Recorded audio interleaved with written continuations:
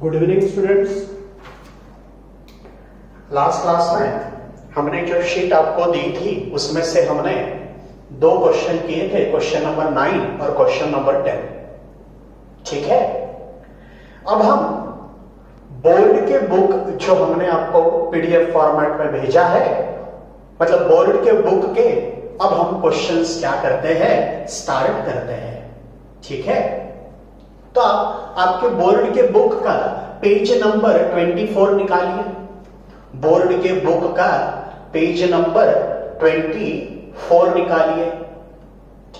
उसमें इलस्ट्रेशन दिया हुआ है, उसमें से पहला क्वेश्चन हम स्टार्ट करेंगे। मिला सबको? बोर्ड के बुक का पेज नंबर 24, इलस्ट्रेशन में से फर्स्ट इलस्ट्रेशन।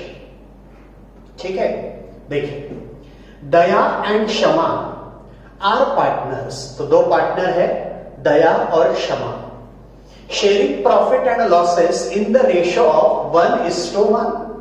मतलब इस बिजनेस से इनको जो भी प्रॉफिट या लॉस होगा वो 1:1, इसका मतलब इक्वली क्या करने वाले हैं, शेयर करने वाले हैं। From the following trial balance and additional information prepare trading and profit and loss account for the year ended 31st March 2019 and balance sheet as on that date. ठीक है, तो ट्रायल बैलेंस दिया हुआ है और नीचे एडजस्टमेंट्स दी है। तो सबसे पहले एडजस्टमेंट का मार्किंग लगा लेते हैं। तो क्लोजिंग स्टॉक का मार्किंग कहीं नहीं आएगा। डेप्रिसिएट बिल्डिंग एंड मशीनरी, तो बिल्डिंग और मशीनरी डेबिट साइड में होगा। ठीक, उसको मार्क लगा दीजिए। Bills receivable include dishonoured bill of ₹3000, तो बिल्स रिसीवेबल को मार्क लगाइए और डेटर्स को मार्क लगा दीजिए। Goods worth ₹1000 taken by Daya from personal use was not entered in the books of accounts, तो दया के कैपिटल को मार्क लगा दीजिए। Write off 1800 as a bad debts and maintain RDD at 5% on sundry debtors, तो debtors को 2 mark लगाइए। Debtors को 2 mark लगाइए। Goods of ₹6000 were sold but no entry was made in the books of account, मतलब ये unrecorded cell है, तो debtors को और सेल्स को मार्क लगा। डेटर्स को और सेल्स को मार्क लगा।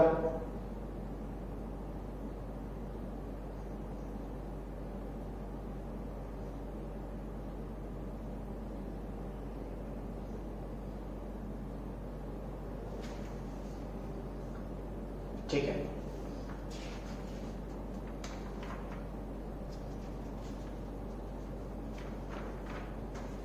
तो लिखिए in the books of partnership firm, in the books of partnership firm trading account for the year ended 31st March 2019, then profit and loss account for the year ended 31st March 2019, then balance sheet as on 31st March 2019।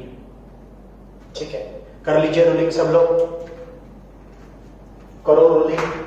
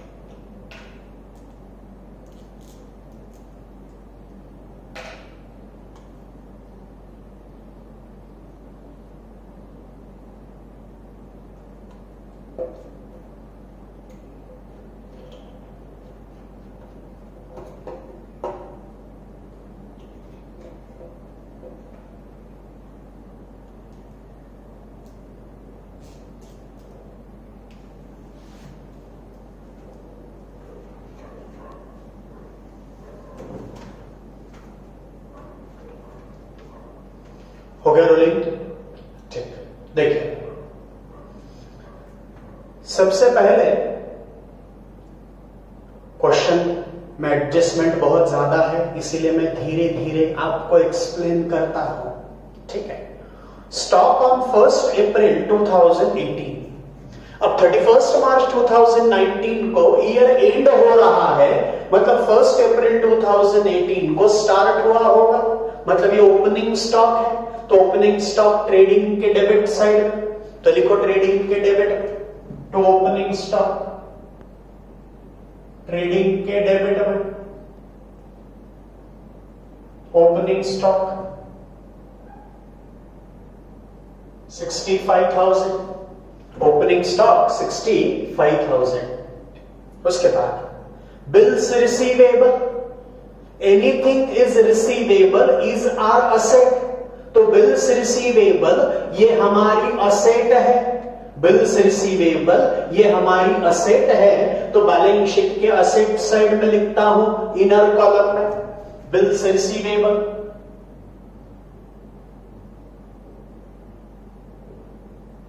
Bills receivable inner column में लिखिए 28,000। Then wages and salary, wages and salary, पहले क्या लिखा गया है, wages लिखा गया है, तो वेजेस को प्रिफरेंस देंगे। वेजेस कहां लिखते हैं, ट्रेडिंग के डेबिट में, वेजेस कहां लिखते हैं, ट्रेडिंग के डेबिट में, तो वेजेस एंड सैलरी को ट्रेडिंग के डेबिट में, to wages and salaries. Adjustment नहीं है, आउटर में जाने दीजिए 9,000। देन सन्ड्री डेटर्स, डेटर्स मतलब ऐसे लोग, डेटर्स मतलब ऐसे लोग जिनको हमने क्रेडिट पर गुड्स क्या किए हैं, सेल किए हैं। डेटर्स मतलब ऐसे लोग जिनको हमने क्रेडिट पर गुड्स क्या किए हैं, सेल किए हैं, तो हमें उनसे पैसा लेना है।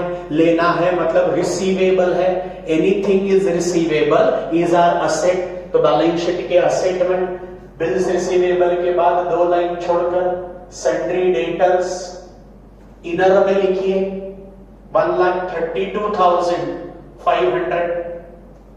1,32,500। बैड डेट्स, बैड डेट्स मतलब जो पैसा आपका डूब गया, बैड डेट्स मतलब जो पैसा आपका डूब गया, मतलब आपका उतने का नुकसान हो गया, आपका उतने का नुकसान हो गया, मतलब आपका उतने का लॉस हो गया, ठीक। तो लॉस हुआ है तो पी एंड एल के डेबिट में आएगा। अब यहां पर बैड डेट्स पर एडजस्टमेंट है, इसीलिए इनर में लिखता हूं to bad debts. Bad debts कितना दिया है, 1,000। इस बैड डेट्स में ऐड किया जाता है further bad dates, further bad dates, इसका मतलब ही न्यू बैड डेट्स कह सकते हो। फिर इसमें ऐड किया जाता है NRDD, new reserve for doubtful debts. फिर इसमें से लेस करते हैं ओल्ड आरडीडी, ओल्ड आरडीडी, ठीक। देखिए इस चार्ट में 4 चीजें हैं, चार्ट में 4 चीजें हैं, कौन सी, bad debts plus further bad debts plus new RDD minus old RDD. कितनी चीजें हैं, 4 चीजें, कौन सी, बैड डेट्स, उसमें ऐड फर्दर बैड डेट्स, उसमें ऐड न्यू आरडीडी, उसमें लेस ओल्ड आरडीडी। तो इसमें से पहला और आखिरी, पहला और आखिरी मतलब क्या, मतलब बैड डेट्स और ओल्ड आरडीडी, बैड डेट्स और ओल्ड आरडीडी ये आपको ट्रायल बैलेंस में दिया जाएगा। बैड डेट्स और ओल्ड आरडीडी, बैड डेट्स और ओल्ड आरडीडी ये आपको ट्रायल बैलेंस में दिया जाएगा। और फर्दर बैड डेट्स मतलब ही न्यू बैड डेट्स और new RDD, new bad debts मतलब ही फर्दर बैड डेट्स और न्यू आरडीडी ये आपको एडजस्टमेंट में दी जाएगी, बराबर। तो बैड डेट्स और ओल्ड आरडीडी, बैड डेट्स और ओल्ड आरडीडी ये ट्रायल बैलेंस में दिया जाएगा, और फर्दर बैड डेट्स और new RDD, further bad debts और न्यू आरडीडी ये आपको एडजस्टमेंट में दी जाएगी। तो अभी हमने ट्रायल बैलेंस का पोस्टिंग किया, इसीलिए बैड डेट्स यहां लिख दिया 1000, ठीक है। उसके बाद परचेसेस, परचेसेस आएगा ट्रेडिंग के डेबिट में, परचेसेस आएगा ट्रेडिंग के डेबिट में। क्रेडिट साइड में चेक करो तो परचेस रिटर्न है क्या, है परचेस रिटर्न, तो परचेसेस इनर में लिखो, purchases 1,48,000, 1,48,000, purchases 1,48,000।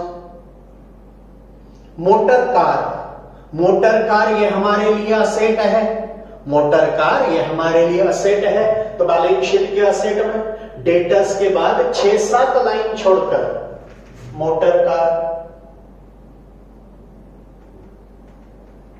Motor car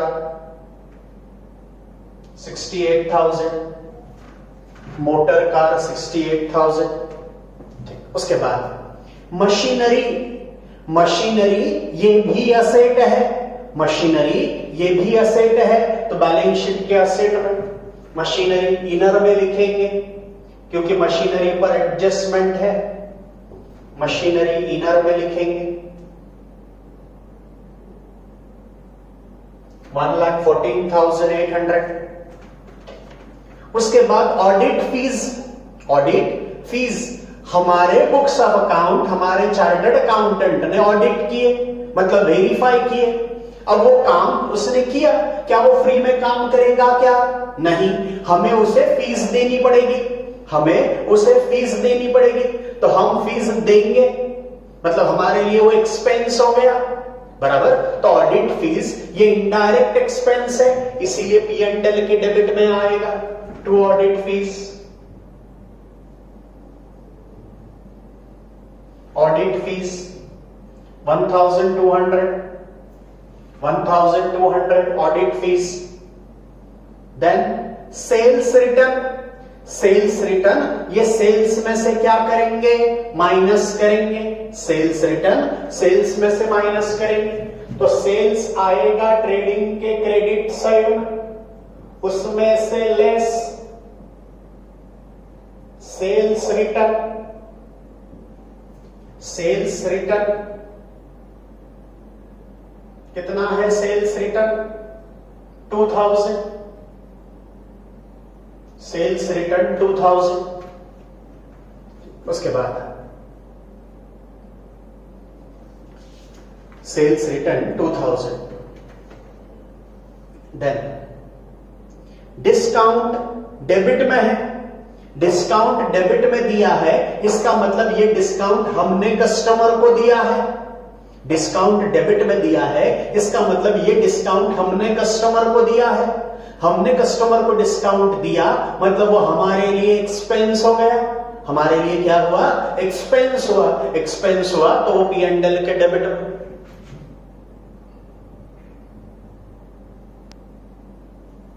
to discount, debit वाले डिस्काउंट को कहा जाता है डिस्काउंट अलाउड। 2,300, 2,300। उसके बाद बिल्डिंग, बिल्डिंग ये असेट है, तो बैलेंस शीट के असेट में बिल्डिंग,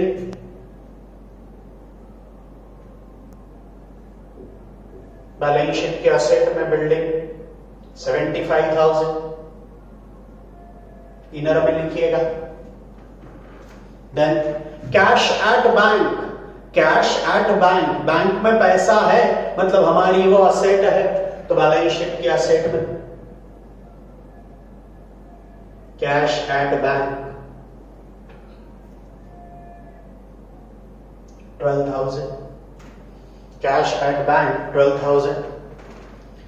देन 10% इन्वेस्टमेंट, 10% इन्वेस्टमेंट, तो इन्वेस्टमेंट है तो वो असेट में जाएगा, तो असेट में लिखो 10% इन्वेस्टमेंट, इनर में लिखो, उस पर हिडन एडजस्टमेंट है।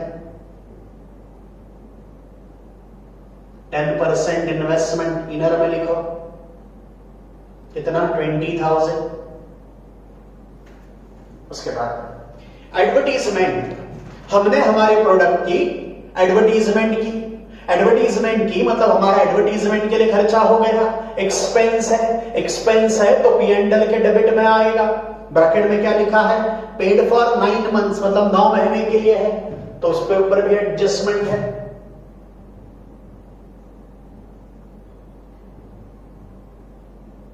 तो एडवर्टीजमेंट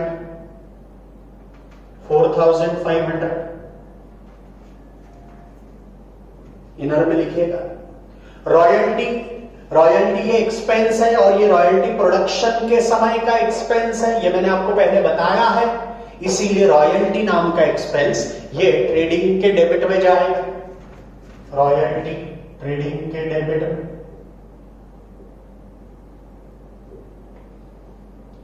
3,000 रॉयल्टी 3,000। ठीक है, अभी आपके डेबिट बैलेंसेस का पोस्टिंग हो गया। अब क्रेडिट बैलेंसेस चेक करो। General reserve, general reserve is a undistributed profit. General reserve is undistributed profit मतलब हर साल के प्रॉफिट में से हमने कुछ अमाउंट क्या की है, साइड में निकाल के रखी है। हर साल के प्रॉफिट में से हमने कुछ अमाउंट क्या किया, साइड में निकाल के रखा for the purpose of future contingencies. मतलब फ्यूचर में यदि कोई अनसर्टन इवेंट आता है तो उस समय हमारे पास कुछ रिजर्व होना चाहिए, इसीलिए हमने रिजर्व क्रिएट किया। तो general reserve is undistributed profit, profit का वो हिस्सा है जो हमने पार्टनर्स को डिस्ट्रीब्यूट नहीं किया। तो ये जनरल रिजर्व हमेशा बैलेंस शीट के लायबिलिटी साइड में लिखा जाएगा। तो बैलेंस शीट के लायबिलिटी साइड में ऊपर 7-8 लाइन छोड़कर जनरल रिजर्व, जनरल रिजर्व कितना 14,500, 14,500। ठीक, उसके बाद कैपिटल, कैपिटल मतलब ओनर ने बिजनेस में लगाया हुआ पैसा। अब पार्टनरशिप फर्म है तो यहां 2 ओनर रह सकते हैं, तो यहां दया और क्षमा ये 2 पार्टनर हैं, तो उनका कैपिटल बैलेंस शीट के लायबिलिटी में लिखेंगे। तो लिखो लायबिलिटी साइड में दया कैपिटल, इनर कैपिटल हमेशा इनर कॉलम में लिखेंगे 1,60,000 और क्षमा कैपिटल, क्षमा कैपिटल 1,20,000। ये ओनर ने लगाया हुआ पैसा है, जब ये बिजनेस बंद करने की बारी आएगी तो ओनर का पैसा ओनर को वापस करना पड़ेगा, मतलब बिजनेस के लिए लायबिलिटी है, इसीलिए लायबिलिटी में लिखा। उसके बाद creditors, creditors is a liability. Creditors मतलब ऐसे लोग जिनसे हमने गुड्स क्रेडिट पर परचेस किए, जिनसे हमने गुड्स क्रेडिट पर परचेस किए। अब परचेस किया है तो पैसा देना पड़ेगा, मतलब पैसा देने के लिए हम लायबल है, इसीलिए लायबिलिटी में सन्ड्री क्रेडिटर्स या क्रेडिटर्स। एडजस्टमेंट नहीं है, आउटर में जाने दीजिए 98,000। Then RDD 1,800। ट्रायल बैलेंस में दी हुई आरडीडी, ट्रायल बैलेंस में दी हुई आरडीडी हमेशा ओल्ड आरडीडी होती है। ट्रायल बैलेंस में दी हुई आरडीडी हमेशा ओल्ड आरडीडी होती है और वो P&L के डेबिट में जो चार्ट बनता है, P&L के डेबिट में जो चार्ट बनेगा उसमें से ओल्ड आरडीडी क्या करेंगे, माइनस करेंगे। कितना 1,800, 1,800। ठीक है, उसके बाद सेल्स, सेल्स ये हमारे बिजनेस का इनकम है, सेल्स ये हमारे बिजनेस का इनकम है और डायरेक्ट इनकम है, इसीलिए ट्रेडिंग के क्रेडिट में, ट्रेडिंग के क्रेडिट में 2,85,500, 285,500 उसमें से 2,000 रिटर्न माइनस कर दिया तो 283,500, 283,500 इनर में लिखी। Then outstanding wages, outstanding wages trial balance में दिया है, आउटस्टैंडिंग वेजेस ट्रायल बैलेंस में दिया है, इसीलिए उसका एक ही इफेक्ट आएगा। आउटस्टैंडिंग वेजेस मतलब अनपेड वेजेस, मतलब जो वेजेस हमने पे करने चाहिए थे लेकिन हमने पे नहीं किए, तो लायबिलिटी में लिखना पड़ेगा आउटस्टैंडिंग। यही यदि एडजस्टमेंट में होता तो दो इफेक्ट देते, लेकिन ट्रायल बैलेंस में दिया है तो एक ही इफेक्ट आएगा लायबिलिटी साइड में। Then purchase return, purchase return, ये परचेस में से क्या किया जाएगा, माइनस किया जाएगा। जो गुड्स आपने परचेस किए उसमें से कुछ गुड्स क्या किए, रिटर्न कर दिए, तो इस वजह से परचेसेस कम हो जाएगा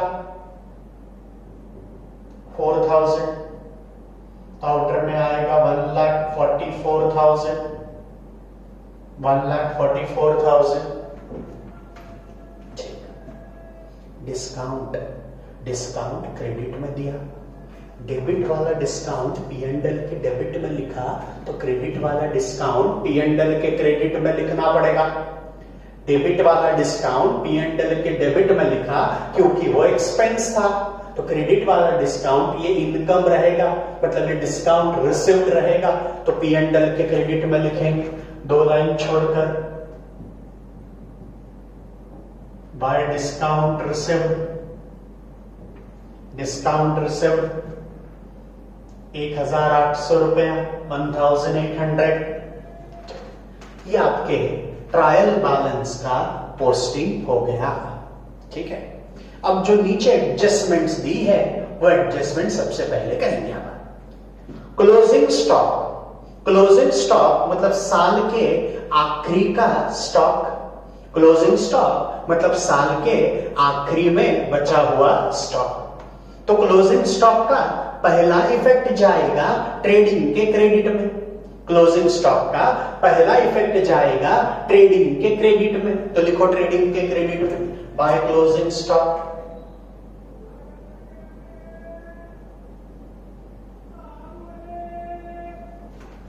क्लोजिंग स्टॉक 40,000, क्लोजिंग स्टॉक 40,000। और दूसरा इफेक्ट जाएगा बैलेंस शीट के असेट साइड में, दूसरा इफेक्ट जाएगा बैलेंस शीट के असेट साइड में, तो लिखो बैलेंस शीट के असेट साइड में क्लोजिंग स्टॉक, बैलेंस शीट के असेट में क्लोजिंग स्टॉक 40,000, क्लोजिंग स्टॉक 40,000। उसके बाद depreciate building and machinery 5% and 3% respectively. Depreciate building and machinery at 5% and 3% respectively. मतलब बिल्डिंग पर 5% का डिप्रिसिएशन लगाना है और मशीनरी पर 3% का डिप्रिसिएशन लगाना है। अब डिप्रिसिएशन की वजह से असेट की वैल्यू कम हो जाएगी, तो असेट में से माइनस करेंगे, तो सबसे पहले असेट में से माइनस करो, तो सबसे पहले बिल्डिंग, बिल्डिंग का 5%, तो लिखो उसके नीचे less depreciation at the rate 5%, तो 75,000 का 5% निकालेंगे, 75,000 का 5% निकालेंगे, वो आएगा 3,750, 3,750 माइनस करके आउटर में कितना आएगा 71,250, 71,250। उसके बाद मशीनरी, मशीनरी पर 3% है, less depreciation at the rate 3%, तो 3%,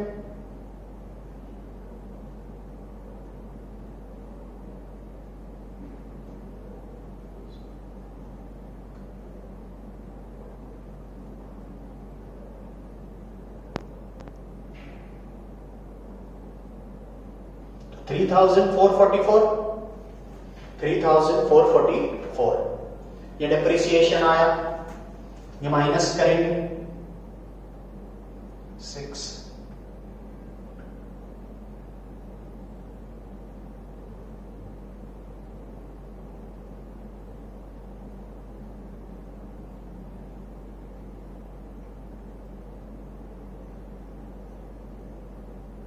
$1,11,356, 1,11,356। बिल्डिंग पर डिप्रिसिएशन था 5%, तो बिल्डिंग में से 5% डिप्रिसिएशन माइनस किया। मशीनरी पर डिप्रिसिएशन था 3%, तो मशीनरी में से 3% माइनस किया। अब डिप्रिसिएशन ये एक्सपेंस है, इसलिए दूसरा इफेक्ट पी एंड एल के डेबिट में जाएगा। दूसरा इफेक्ट पी एंड एल के डेबिट में जाएगा, तो डिप्रिसिएशन का दूसरा इफेक्ट पी एंड एल के डेबिट में। To depreciation on building 3,750, on machinery 3,444,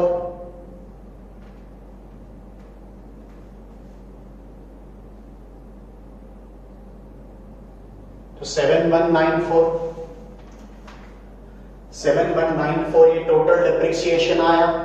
तो डिप्रिसिएशन के दो इफेक्ट, पहला असेट में से माइनस और दूसरा पी एंड एल के डेबिट साइड में, ठीक है। उसके बाद bills receivable included a dishonoured bill of ₹3,000। मतलब ये बिल्स रिसीवेबल में एक 3,000 रुपए का बिल ऐसा है जो कि डिसऑनर्ड हुआ है, बराबर। बिल्स रिसीवेबल में एक ऐसा बिल है जो कि डिसऑनर्ड हुआ। अब वो बिल डिसऑनर्ड हो गया, मतलब उस बिल का पैसा मिलने वाला नहीं है, तो वो बिल्स रिसीवेबल में से क्या करना पड़ेगा? माइनस करना पड़ेगा। तो बिल्स रिसीवेबल में से माइनस करो, less bills receivable dishonoured, bills receivable dishonoured,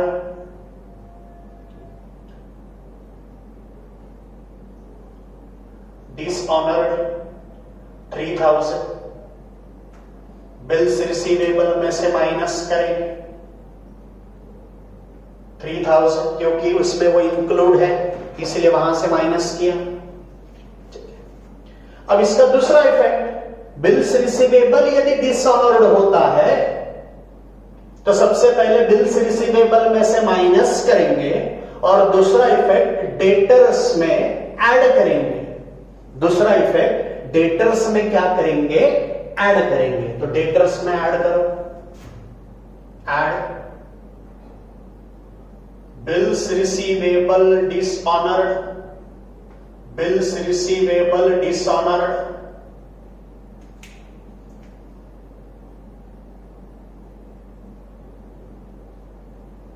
bills receivable dishonoured. ठीक, देखो मैं कंसेप्ट एक्सप्लेन करता हूं। बिल हम उन पर ड्रॉ करते हैं जिनसे पैसा लेना होता है। बिल हम उन पर ड्रॉ करते हैं जिनसे पैसा लेना होता है। तो मुझे डेटर्स से पैसा लेना था, तो मैंने डेटर्स पर क्या किया? बिल ड्रॉ किया। डेटर्स पर बिल ड्रॉ किया, बराबर।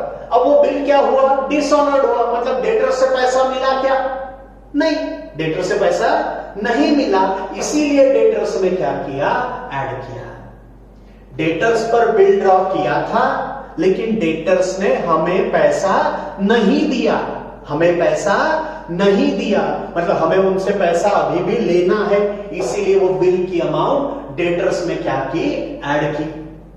अब बिल्स रिसीवेबल डिसऑनर्ड हो गया, मतलब उतने का बिल कैंसिल करना पड़ेगा, इसीलिए बिल्स रिसीवेबल में से क्या किया? माइनस किया। तो बिल्स रिसीवेबल में से किया माइनस और डेटर्स में किया प्लस। बिल्स रिसीवेबल में से किया माइनस और डेटर्स में किया प्लस, ठीक है। उसके बाद goods worth ₹1000, goods worth ₹1000 taken by Daya for personal use was not entered in the books of account. Daya नाम के एक पार्टनर ने 1000 रुपए के गुड्स, बिजनेस के जो गुड्स है 1000 रुपए के गुड्स अपने घर ले गया, मतलब उसने ड्राइंग्स किया। यदि कोई ओनर बिजनेस के गुड्स या बिजनेस की कैश पर्सनल पर्पस के लिए यूटिलाइज करता है, यदि ओनर बिजनेस के गुड्स या बिजनेस की कैश पर्सनल पर्पस के लिए यूटिलाइज करता है तो उसे ड्राइंग्स कहा जाता है, बराबर। तो दया नाम के पार्टनर ने 1000 रुपए के गुड्स पर्सनल पर्पस के लिए यूटिलाइज किए, मतलब ड्राइंग्स हुआ। तो बिजनेस में गुड्स आए कि बिजनेस से गुड्स गए? तो सर बिजनेस से गुड्स गए, क्योंकि ओनर अपने घर ले गया, मतलब बिजनेस से गुड्स गए। तो पहला इफेक्ट ट्रेडिंग के क्रेडिट साइड में, पहला इफेक्ट कहां आएगा? ट्रेडिंग के क्रेडिट में, क्योंकि जब गुड्स आते हैं तो ट्रेडिंग के डेबिट में, जब गुड्स जाएंगे तो ट्रेडिंग के क्रेडिट में। तो लिखो ट्रेडिंग के क्रेडिट में by goods withdrawn for personal use या taken,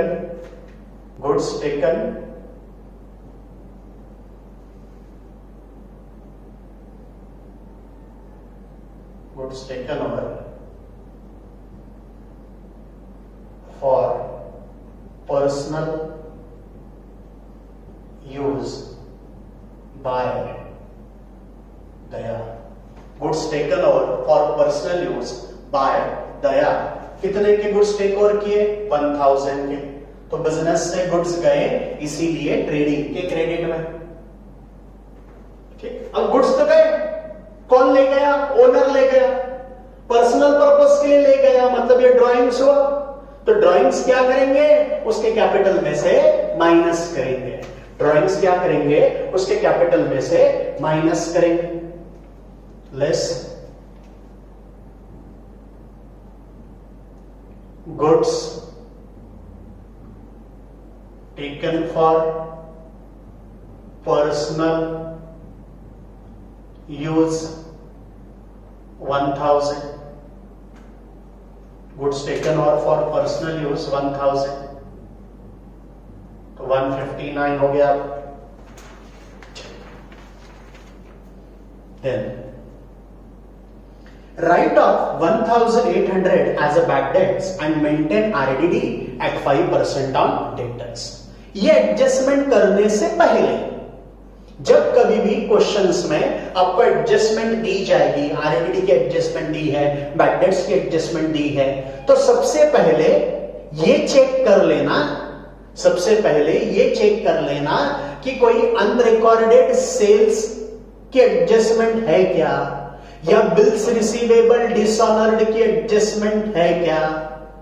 मैं फिर से एक बार बताता हूं, जब बैड डेट्स और आरडीडी की एडजस्टमेंट आप करोगे, जब बैड डेट्स और आरडीडी की एडजस्टमेंट आप करोगे, उसके पहले ये चेक कर लेना जरूरी है कि क्वेश्चन में कहीं अनरिकॉर्डेड सेल्स की एडजस्टमेंट है क्या, या बिल्स रिसीवेबल डिसऑनर्ड की एडजस्टमेंट है क्या, बराबर। तो इस क्वेश्चन में बिल्स रिसीवेबल डिसऑनर्ड की एडजस्टमेंट थी, वो कर ली। अब ये चेक करना पड़ेगा कि अनरिकॉर्डेड सेल्स की एडजस्टमेंट है क्या, अनरिकॉर्डेड सेल्स की एडजस्टमेंट है क्या, ये चेक करना पड़ेगा। देखो तो लास्ट एडजस्टमेंट क्या दिया है?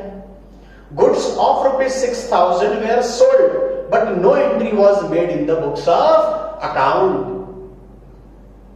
मतलब 6000 रुपए के गुड्स सेल किए, लेकिन उसकी एंट्री बुक्स ऑफ अकाउंट में नहीं की, मतलब अनरिकॉर्डेड सेल है। तो पहले अनरिकॉर्डेड सेल्स करेंगे, और फिर बैड डेट्स करेंगे, और फिर न्यू आरडीडी करेंगे। ठीक है, तो पहले अनरिकॉर्डेड सेल्स को रिकॉर्ड करते हैं, बराबर। हमने गुड्स बेचे लेकिन रिकॉर्ड ही नहीं किया, हमने गुड्स बेचे लेकिन उसको सेल्स में रिकॉर्ड ही नहीं किया। अब सेल्स में रिकॉर्ड नहीं किया तो अब रिकॉर्ड करना पड़ेगा। अब गुड्स बेचे हैं तो उससे सेल्स क्या हो जाएगा, बढ़ जाएगा। सेल्स क्या हो जाएगा, बढ़ जाएगा, इसीलिए सेल्स में ऐड करो। तो सबसे पहले सेल्स में ऐड करो, ऐड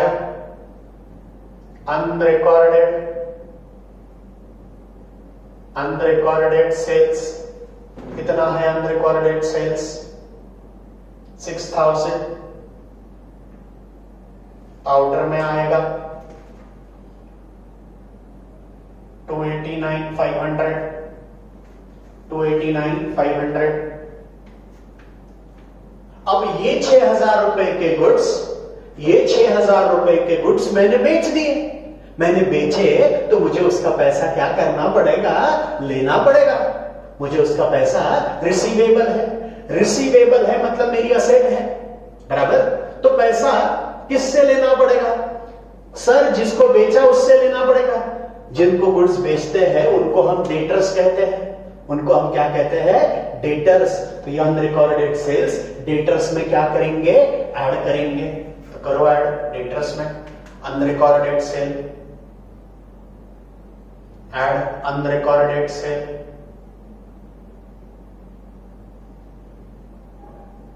$6,000 अनरिकॉर्डेड सेल 6,000। तो अनरिकॉर्डेड सेल्स के दो इफेक्ट क्या हुए, सबसे पहला सेल्स में ऐड किया, सबसे पहला सेल्स में ऐड किया, दूसरा इफेक्ट डेटर्स में ऐड किया। पहला इफेक्ट सेल्स में ऐड किया, दूसरा इफेक्ट डेटर्स में ऐड किया। फिर से एक बार, पहला इफेक्ट सेल्स में ऐड किया, दूसरा इफेक्ट डेटर्स में ऐड किया, ठीक है। उसके बाद अब आप बैड डेट्स और आरडीडी की एडजस्टमेंट कर सकते हो। देखिए, write off 1,800 as a bad debts, मतलब 1,800 रुपया आपका डूब गया, 1,800 रुपया आपका डूब गया। पैसा कौन डुबाएंगे, तो पैसा ये डेटर्स डुबाएंगे। पैसा कौन डुबाएगा, डेटर्स डुबाएगा। डेटर्स मतलब वो लोग जिनको हमने गुड्स क्रेडिट पर बेचे हैं। मतलब इस 1,41,500 में से 1,41,500 में से कितना डूब गया, 1,800 रुपया डूब गया। 1,800 रुपया डूब गया मतलब मेरा 1,800 रुपए का नुकसान हो गया। तो 1,800 रुपया मुझे उनसे मिलने वाला नहीं है, तो यहां से माइनस करेंगे, लेस। ये रहेगा फर्दर बैड डेट्स या न्यू बैड डेट्स। कितना, 1,800, 1,800।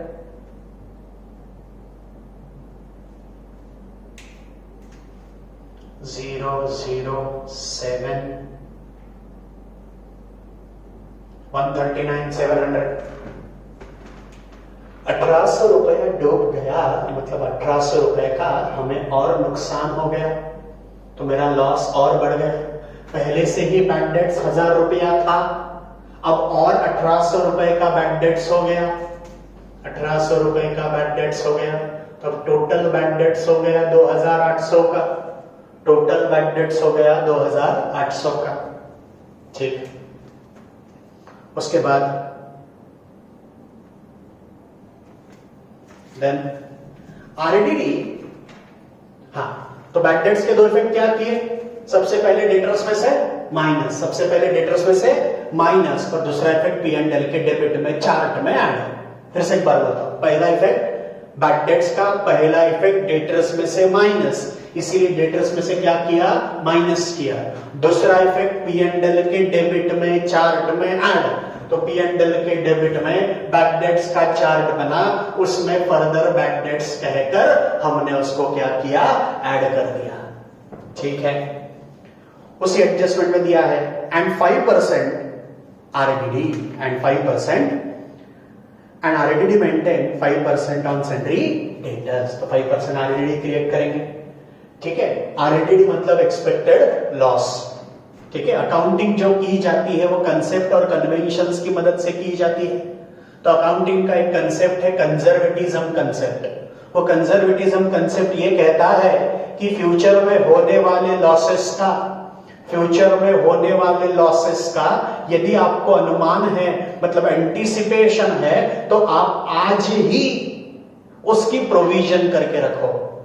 तो मुझे ये लग रहा है कि मेरे ये जो डेटर्स है 1,39,700 के, इसमें से 5% अमाउंट मुझे मिलने वाली नहीं है, ऐसा मुझे लग रहा है, ऐसा मेरा अनुमान है, मतलब ऐसा मेरा एक्सपेक्टेड लॉस है, एक्सपेक्टेशन है। इसीलिए इसमें से वो क्या करेंगे, माइनस करेंगे। तो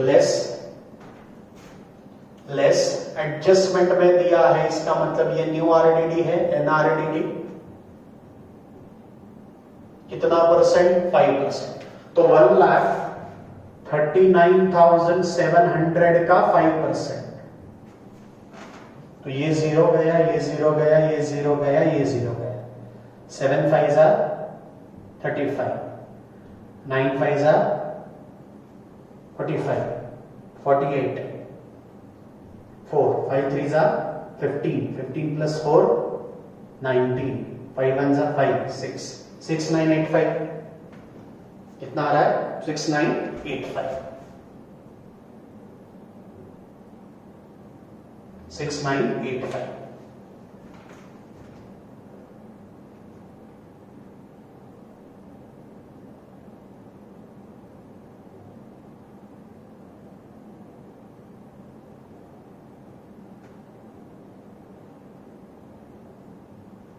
$132,750, 132,750। ठीक है, समझा है सबको। अब ये जो एडजस्टमेंट्स थी, ये सारी एडजस्टमेंट वहां दी गई थी। तो न्यू आरडीडी हमने क्या किया, डेटर्स में से माइनस किया, बराबर। तो बैड डेट्स माइनस करने के बाद जो डेटर्स आएगा, बैड डेट्स माइनस करने के बाद जो डेटर्स आएगा उस पर आरडीडी क्रिएट करना है, वहां से माइनस किया। अब दूसरा इफेक्ट पी एंड एल के डेबिट में, क्योंकि एक्सपेक्टेड लॉस है 6985, 6985 5 8 17 9785, इसमें से 1800 माइनस करेंगे,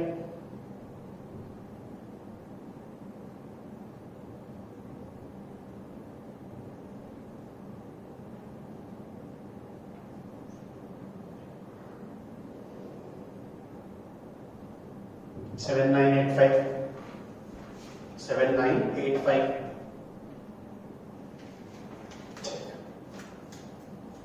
यहां तक समझा सबको। उसके बाद अब ट्रायल बैलेंस में, यहां तक समझा सबको, ट्रायल बैलेंस में जो एडवर्टीजमेंट दिया था वहां लिखा था पेड फॉर 9 months 4,500। मतलब ये जो एडवर्टीजमेंट 4,500 है, ये जो एडवर्टीजमेंट 4,500 है, ये 4,500 जो है ये 9 months का है। कितने मंथ्स का है, 9 months का। लेकिन हम ये जो ट्रेडिंग और पी एंड एल अकाउंट बना रहे हैं ये तो साल भर का है, ये तो साल भर का है, मतलब 12 महीने का है। तो यहां पर 12 महीने का एडवर्टीजमेंट दिखना चाहिए, यहां पर 12 महीने का एडवर्टीजमेंट दिखना चाहिए। मतलब 12 महीने में से हमने 9 महीने का पे कर दिया और 3 महीने का पे नहीं किया। 12 महीने में से 9 महीने का पे कर दिया, 3 महीने का पे नहीं किया, मतलब ये 3 महीने का क्या हो गया, आउटस्टैंडिंग हो गया। तो देखो अब ये 4,500 9 महीने का है, तो 9 5 जा 45, तो 3 महीने का कितना, तो 3 महीने का आएगा 1,500 रुपया, 3 महीने का आएगा 1,500 रुपया। मतलब हमने और 1,500 रुपया एडवर्टीजमेंट का पे करना चाहिए था, लेकिन पे नहीं किया। समझ में आ रहा है क्या सबको? एडवर्टीजमेंट के वहां लिखा था पेड फॉर 9 months, लेकिन ये पी एंड एल अकाउंट तो साल भर का है, बराबर। तो एक्सपेंसेस भी साल भर के आने चाहिए। हमने 9 महीने के पे किए, इसका मतलब 3 महीने का हमने पे नहीं किया, 3 महीने का अनपेड है। तो 3 महीने का निकाला 4500, 4500, ये 9 मंथ्स का है इसलिए डिवाइडेड बाय 9 किया तो 4500 डिवाइडेड बाय 9 किया तो 500 आया, इंटू 3 किया तो 1500, तो 1500 ये साल भर का आया, बराबर। तो ये साल भर का कितना आया 1500, ये 3 महीने का आया जो आउटस्टैंडिंग है। तो ये 3 महीने का है एक्सपेंस, इस साल का है एक्सपेंस, इस साल का एक्सपेंस है, तो इस साल के एक्सपेंसेस में क्या करेंगे, ऐड करेंगे, तो करो add.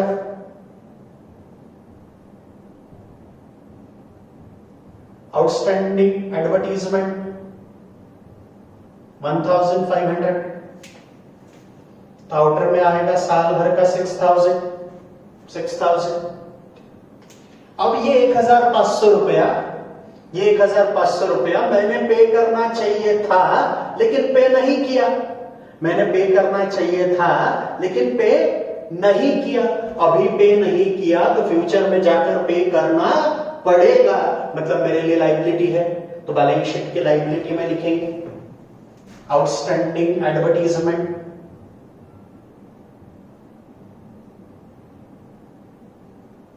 Outstanding advertisement 1500, outstanding advertisement 1500। उसके बाद इन्वेस्टमेंट कितना है, 10% इन्वेस्टमेंट 20,000, मतलब मैंने 20,000 रुपया इन्वेस्ट किया है, क्या रेट के अनुसार, 10% के हिसाब से। इसका मतलब वो 20,000 पर 10% के हिसाब से 2,000 का इंटरेस्ट मिलना चाहिए था। 20,000 मैंने इन्वेस्ट किए, उसका 10% मतलब 2,000, तो 2,000 का इंटरेस्ट मुझे मिलना चाहिए था, लेकिन मुझे इंटरेस्ट नहीं मिला। लेकिन है तो इस साल का इनकम, इसे कहेंगे income due but not received, income due but not received. ये 2,000 रुपए का इंटरेस्ट मुझे मिलना चाहिए था लेकिन नहीं मिला। मेरा इस साल का इनकम है, इस साल का इनकम है, तो इस साल के इनकम में लिखता हूं पहले by outstanding interest on investment 20,000 का 10% 2,000।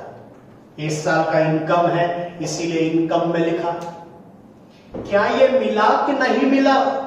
सर ये नहीं मिला, अभी नहीं मिला तो फ्यूचर में मिलेगा, फ्यूचर में मिलेगा, मतलब आज रिसीवेबल है, आज क्या है, रिसीवेबल है, रिसीवेबल है मतलब वो असेट है, तो असेट में लिखेंगे, इन्वेस्टमेंट में ही ऐड कर दीजिए, ऐड आउटस्टैंडिंग इंटरेस्ट 2,000,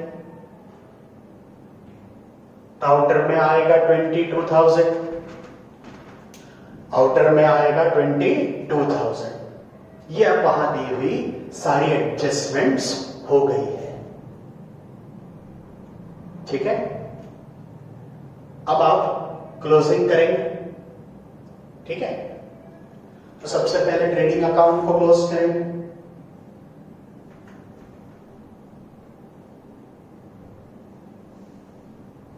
क्रेडिट की डेबिट की टोटल,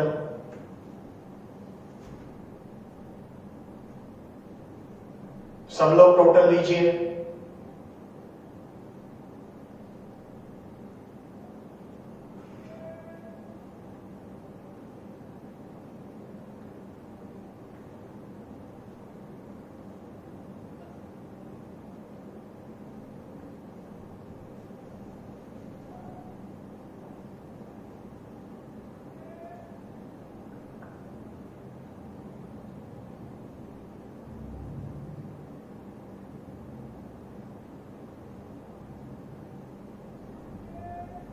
करो सब लोग टोटलिंग करो।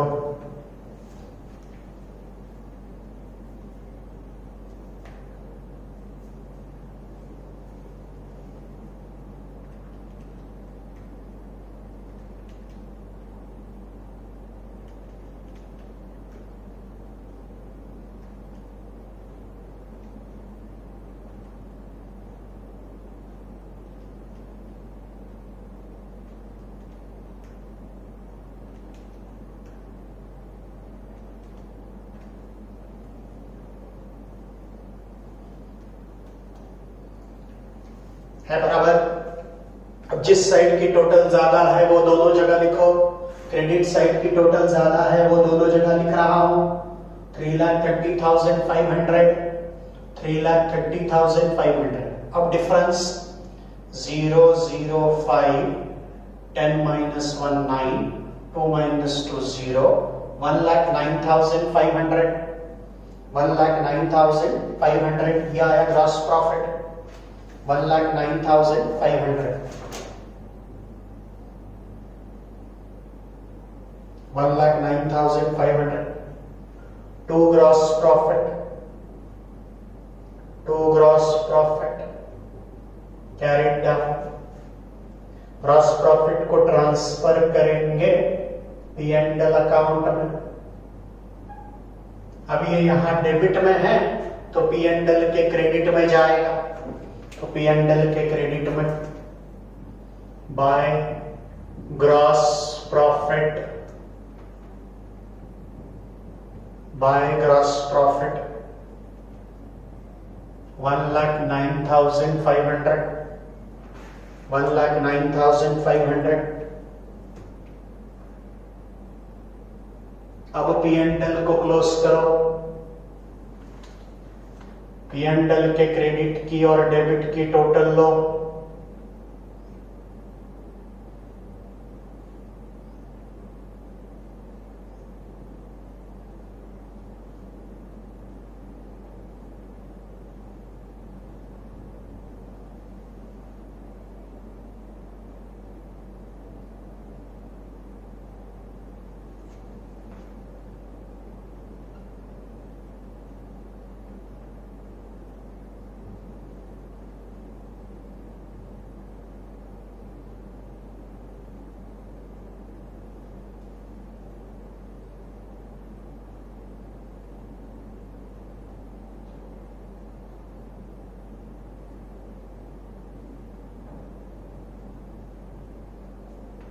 करो सब लोग टोटल।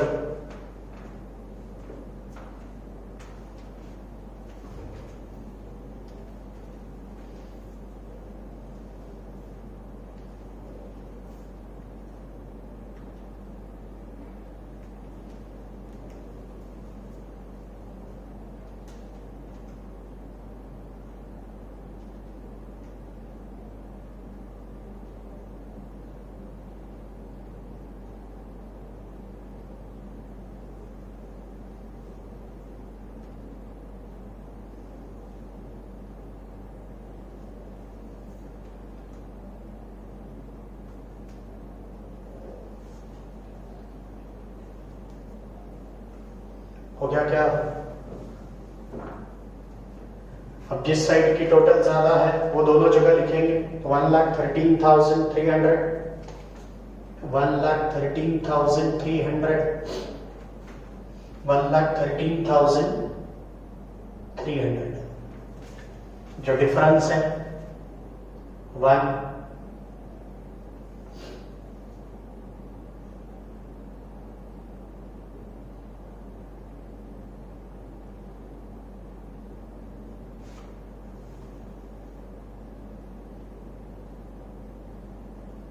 88,621।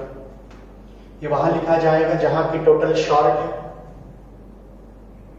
88,621। यह आया नेट प्रॉफिट, यह आया नेट प्रॉफिट। अब ये जो प्रॉफिट है, ये प्रॉफिट पर सिर्फ दया का अधिकार है कि क्षमा का अधिकार है कि दोनों का है? इसका जवाब है दोनों का है, क्योंकि बिजनेस दोनों का है तो प्रॉफिट भी जो होगा वो दोनों में डिस्ट्रीब्यूट होगा। अब प्रॉफिट क्या रेशो में डिस्ट्रीब्यूट करना है? तो ऊपर लिखा था क्वेश्चन के, प्रॉफिट शेयरिंग रेशो इज 1:1। 1:1 मतलब इक्वल प्रॉफिट डिस्ट्रीब्यूट होगा, बराबर। तो ये प्रॉफिट इक्वली दोनों में बटेगा, ठीक। तो इसके दो हिस्से करेंगे तो फ्रैक्शन में आएगा। 44,310.5, 44,310.5। तो हम क्या करेंगे, एक जगह 11 कर देंगे और एक जगह 10 रखेंगे। तो 44,311 और 44,310। तो ये नेट प्रॉफिट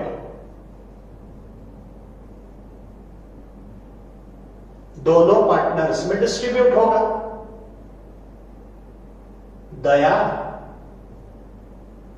और क्षमा में, दया में भी आधा और क्षमा में भी आधा। तो दया में 44 311, यहां पर 44 310। अब ये प्रॉफिट है, प्रॉफिट है तो कैपिटल में प्लस करेंगे, प्रॉफिट है तो कैपिटल में प्लस करेंगे। एड नेट प्रॉफिट 44 311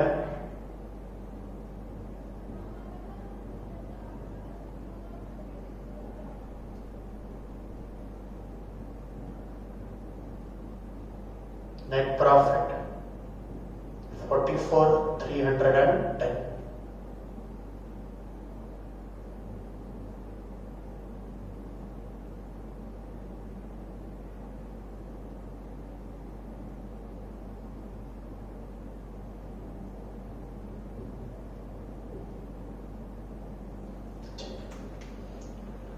अब बैलेंस शीट की टोटल लीजिए।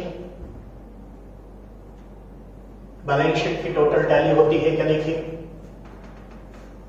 करो सब लोग बैलेंस शीट की total.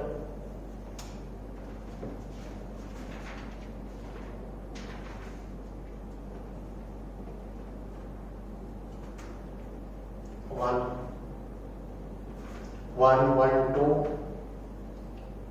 To 3 plus 3 6 6 plus 5 11 11 plus 7 18 18 plus 5 23 2 3 plus 2 5 5 plus 4 9 9 plus 4 13 9 plus 4 13 13 plus 8 21 21 plus 1 22 carry 2 2 plus 6 8 9 9 plus 9 18 carry 1 3 1 4 482 321 482 321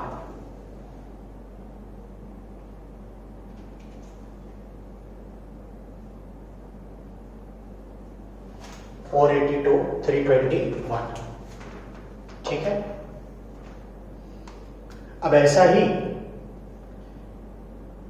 हमने आपको होमवर्क की शीट भेजी है, ऐसा ही होमवर्क वाला क्वेश्चन आप क्या करेंगे, सॉल्व करेंगे। ठीक है, तो नेक्स्ट क्लास में हम आगे कंटिन्यू करेंगे।